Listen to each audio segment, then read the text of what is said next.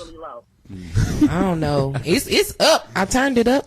Can you hear me better? Okay, I can hear you better now. Okay, I'm gonna turn them all the way up so you can hear us. All right, hello. Yes, there we go. Okay, I got them all the way up, so you should be able to hear all of us. I'm all the way up. Nothing can stop me, y'all. Don't join in. Shorty, But what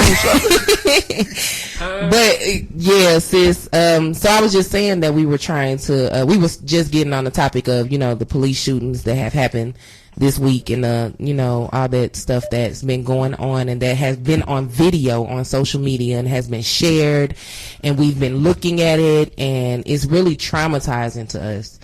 And how, I really want you to speak on how that can be traumatizing and how we can kind of unplug from that and do some care for our, our mental well-being when we look at things like that.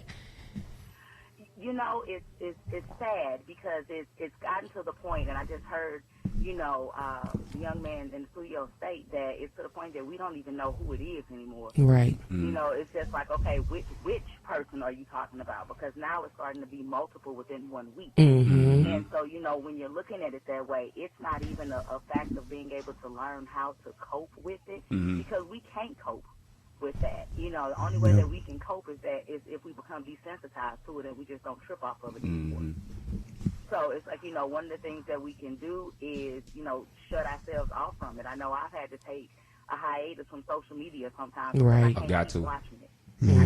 I can't keep seeing it because I don't want to keep turning my going on my phone and logging into Facebook or Twitter or what have you when I'm seeing another brother that's laying in the street.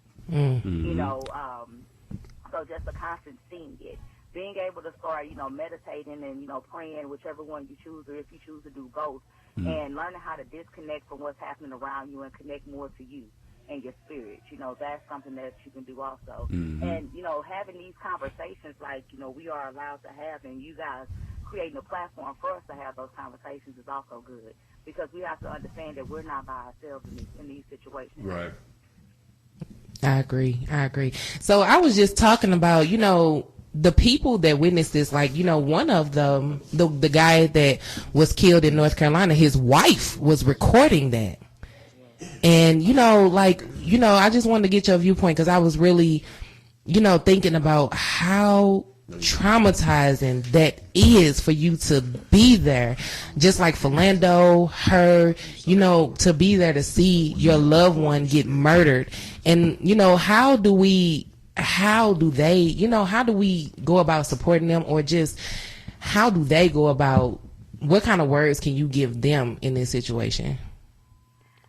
One of the biggest things is to make sure that you understand that it's okay to go get help and it's okay to go and talk to somebody. Right. Because, going through something like that and experiencing it firsthand, it's traumatic, and it's going to make you paranoid. It's going to make you, doubt everything and everybody around you. It's going to make you feel like you can't trust anybody at all.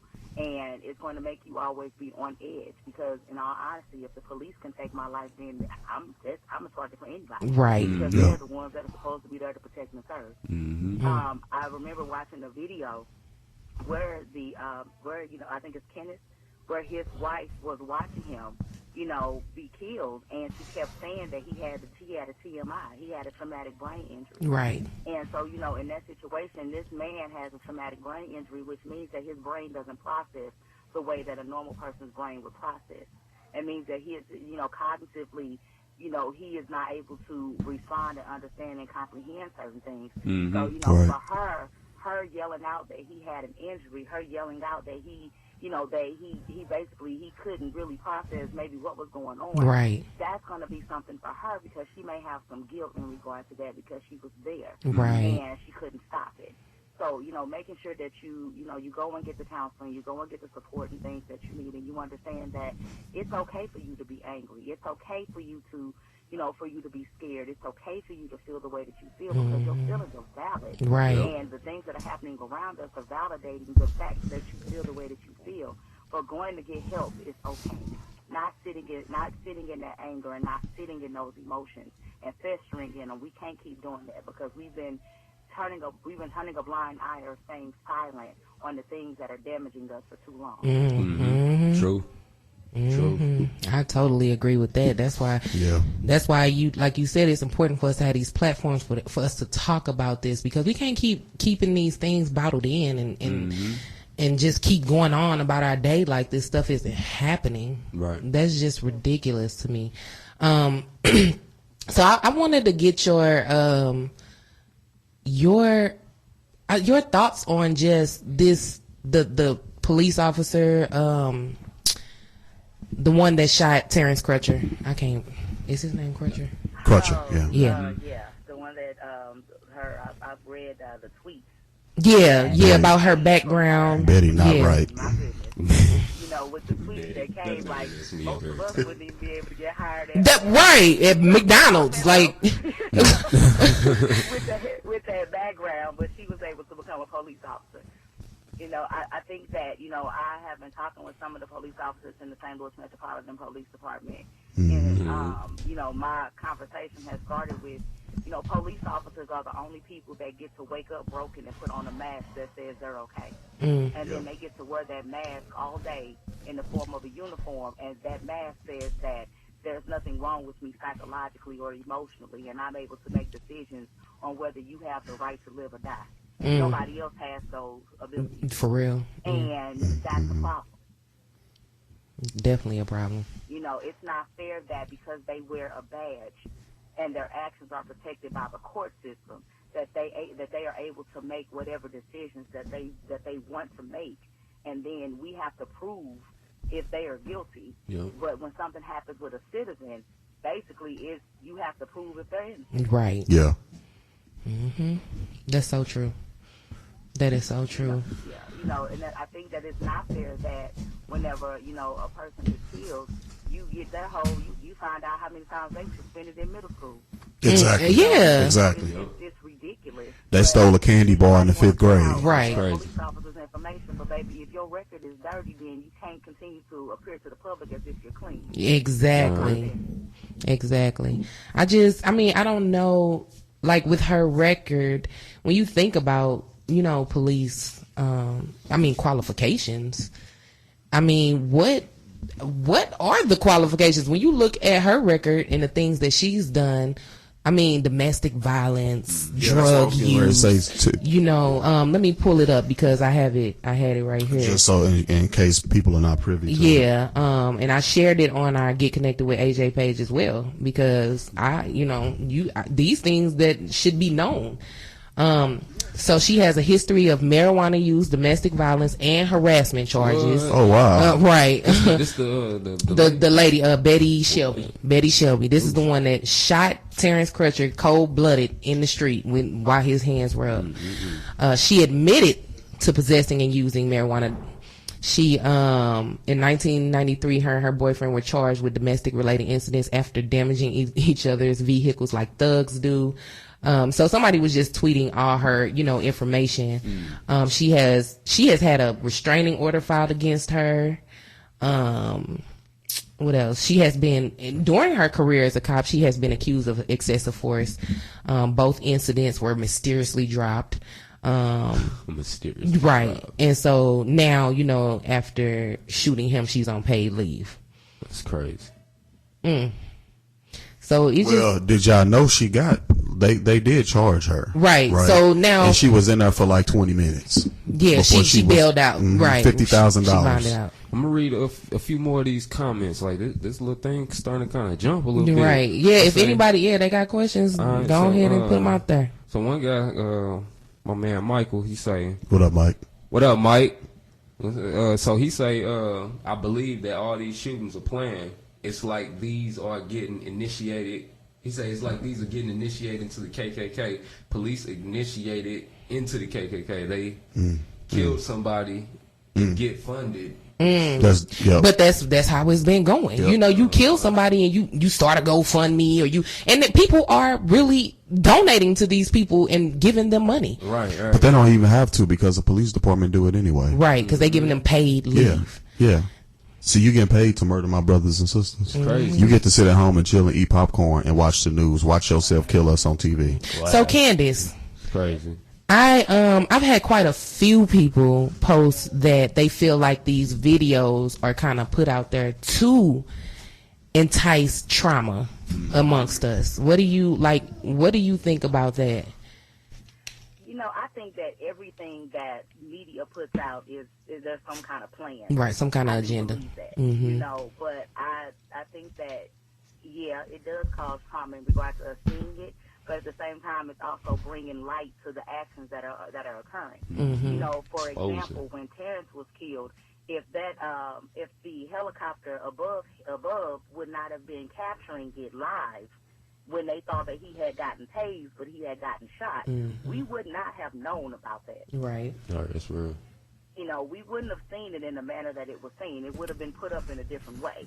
Yep. You know, so I do believe that there is some type of, you know, ploy behind it. Media always feeds us what they want us to see. And I do believe in some instances there are, you know, things that are shared to incite, you know, some of the anger and things that we have inside of us, because of course our pain and our trauma, it makes for good TV. And I hate that, but it's right. true. Just like the riots. That's crazy. That's a way to put it, though. Because we now know what's been going on in the shadows for so long. Because, you know, now they started rioting in North Carolina, and I just, as far as the riots, I don't necessarily agree with the riots, but I can't necessarily disagree with them either. You know what I'm saying? Because you can't tell people how to express react. their right. You know, and I know people are angry. The hell, I'm angry. Shit, you know what I'm saying? So I can't expect you to not just, you know, express your emotions how you feel they need to be expressed. But I don't. Just like here, you know, in Ferguson, when the riots went on, you know, it was a lot of black businesses that were damaged, and I was just about to say, that. Like if you know what I'm saying, if it's gonna get took in there, oh, I'm sorry. We don't know. Like we don't know what to do. Yeah, right. Like honestly, if you don't face the issues of your past, they are bound to become the failures of your future. Right. So if you don't know what you know, if we don't know what new to do. Right. So all we know to do is what is tear some shit up. In the 60s, so in the 60s, we saw rioting, right. We saw marching. So what are we doing? We are rioting and we are marching. True. Like that's what we're doing. You know, that is the reason why it's so important for us to come together, because we are better together, and we have to think outside the box. We have to create new ways of doing things. You know, and we're not gonna make it if we're fighting each other. Like that's very true. That's very true. We're not gonna make it if we're out here and we destroying our own stuff. Like, that's gonna be honest. You know, we can't keep tearing down the black businesses that we need to support. We can't tear down the black neighborhoods that we need to support. But it's counterproductive. We don't know nothing else to do. It's crazy, and though. Just being honest. Like, I look at the season, I be like, okay, we're marching, but where are we going? Right. You know, I ask the question, but I be like, look, at least it's a unified bunch. You got about 200 people marching together. You know, now if we can get some direction going there, it'll be awesome. That's the reason for real. Like, I be feeling the same way. Like, we marching, but where we going? That's real. We protesting, but where you going? What you getting out of this protest? Right. It's like it's the blind leading the blind, really. You know? That's exactly what it is. Yeah, and I get kind of upset when I see these. You been things. trying to say something like that, bro? Y'all too mouth all okay.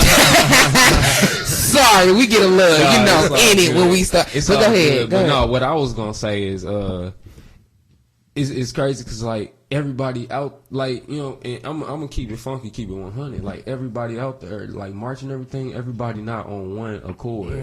It's like, you know what I'm saying. It's a lot of. It's a lot of like agendas, a lot of spirits mixed in. You know what I'm saying? Everybody ain't on one page. You got this person over here just trying to get a little celebrity, right? The status, right? You got this person over here trying to get the money out the situation. You know what I'm saying? You got the person over here that just want to be seen. You know what I'm saying? Like it is like if everybody was just on one accord, man, we need something that's gonna bring everybody on one accord. And just go from there for real. And that's true. Like when the rioting and marching and stuff was going on in Ferguson, nobody even knew I was down there.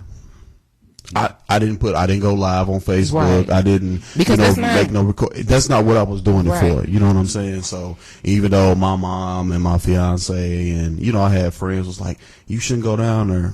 I'm gonna go. You know what I'm saying? Because I need to be, I want to be a part of it in some way. And that was my way of being a part of it at that time. Just going